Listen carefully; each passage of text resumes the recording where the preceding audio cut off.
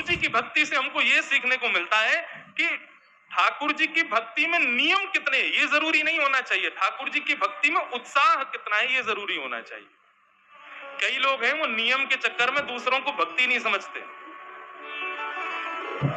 सबके घर में एक व्यक्ति तो ऐसा होगा जरूर, नियम पालन में उसकी बड़ी निष्ठा होती है। नियम, मेरा ये नियम ना टूटे, ये ठीक है, नियम होने चाहिए।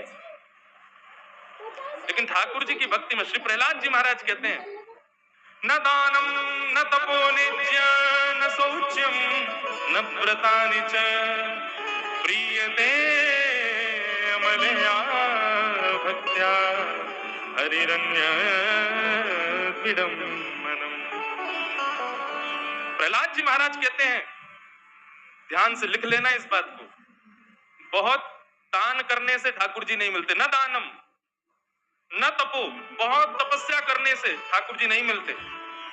यज्ञ, बहुत यज्ञ करने से ठाकुर जी नहीं मिलते। न दानम न तपो निज्य शौच्यम, दिन में 3 बार नहाने से, परम पवित्र रहने से भगवान नहीं मिलते। न व्रतानि च, 30 दिन के महीने में 16 दिन व्रत करने से भगवान नहीं मिलते। न दान से, न तप से, न यज्ञ से, न पवित्रता से, न व्रत से, इनसे ठाकुर जी नहीं मिलते। लेकिन ना तो आप दान करते हो, ना पाते हो, आपके भीतर बस एक ही भाव है, क्या? बोले प्रीयते मलया भक्त्या। आपके हृदय में यदि ठाकुर जी के प्रति अमल निर्मल भक्ति है, स्वच्छ भक्ति है, तो दान भी मत करो, तप भी मत करो, व्रत भी मत करो, पवित्र रहो चाहे मत रहो, आपकी उस निर्मल भक्ति से ठाकुर जी आपको मिल जाएंगे। प्रहलाद जी महाराज कहते हैं भागवत में, आप कहोगे महाराज जी आपने तो सारे हमारे वैदिक सनातन धर्म की बातों पर पानी फेर दिया।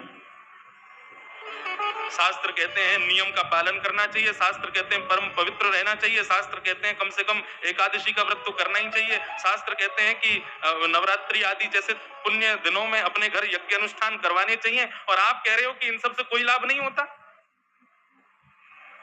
ध्यान से सुनना, कल रात को 3 बजे आया मैं, खूब जोर की भूख लगी। ऐसा हुआ नहीं था, मैं बस बता रहा हूं, एक उदाहरण दे रहा हूं। खूब जोर की भूख लगी, मैं गया, जाकर के अन्नू जी को उठाया, मैंने कि भोजन कराओ, भूख लगी है।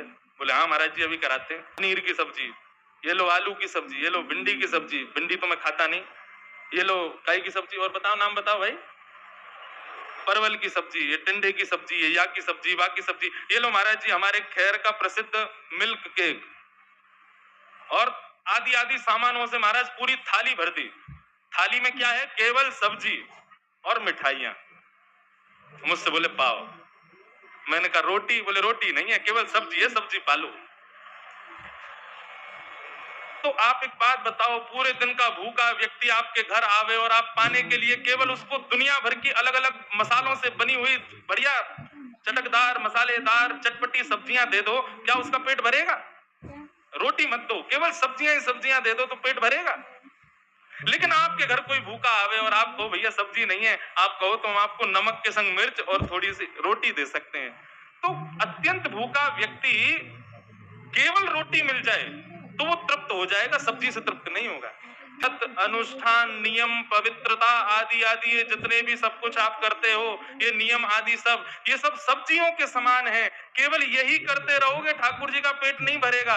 लेकिन दिन में एक बार ठाकुर जी की निर्मल परम भक्ति करोगे, वो रोटी के समान है, उससे ठाकुर जी तृप्त हो जाएंगे।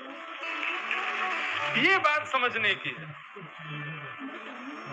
नियम पालन होना चाहिए जीवन में, लेकिन नियम के साथ में ठाकुर जी की प्रेम लक्षणा भक्ति होनी चाहिए। मैंने पहले दिन ही कथा में कहा था कि धर्म हमारा अपवर्ग है, पवर्ग नहीं है।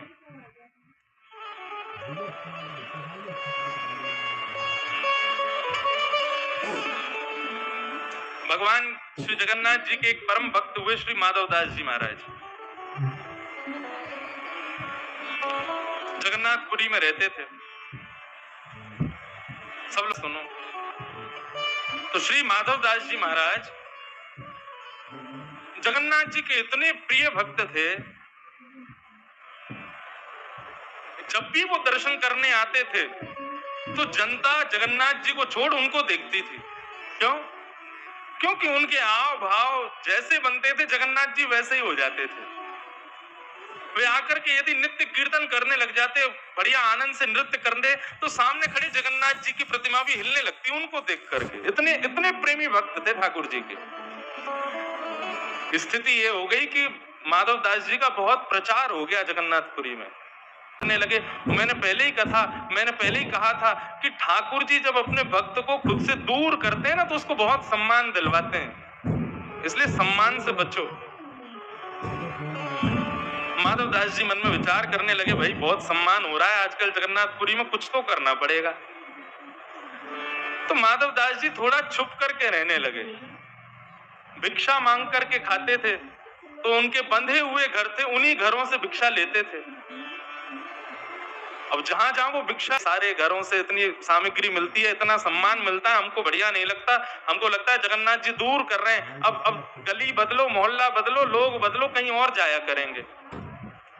तो माधव दास जी खोज रहे थे जगन्नाथपुरी में कि किस घर से भिक्षा लेनी है। एक दिन एक गली में घुसे, सब जगह फेल हो गए सारे लोग, अच्छे स्वभाव वाले लोगों के पास वो जाते ही नहीं। बोले ऐसा कोई मिले जिससे ऐसा लगे कि हाँ हमारा अपयश हुआ, इसने हमको थोड़ा खड़ा खोटा सुनाया, तो लगेगा हाँ ठाकुर जी की कृपा है। तभी उन्होंने एक गली में देखा कि एक गली में एक मैया अपने पूरे मोहल्ले से लड़ रही थी, अड़ोसी पड़ोसियों को गालियां दे रही थी, उठा उठा करके पत्थर मार रही थी एक दूसरे में। माधव दास जी बोले ये बढ़िया है, कल से भिक्षा इसी के यहाँ पाएंगे। माधव दास जी सीधे पहुंच गए उसके घर।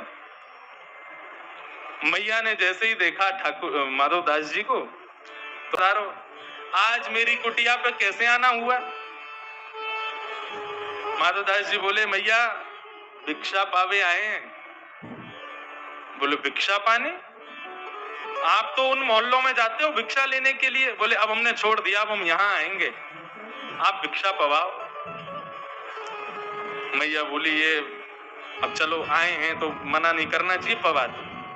मैया ने भोजन पानी बनाया, बढ़िया प्रसादी सिद्ध करके, और माधव दास जी को भिक्षा पवाई। माधव दास जी तृप्त हो गए।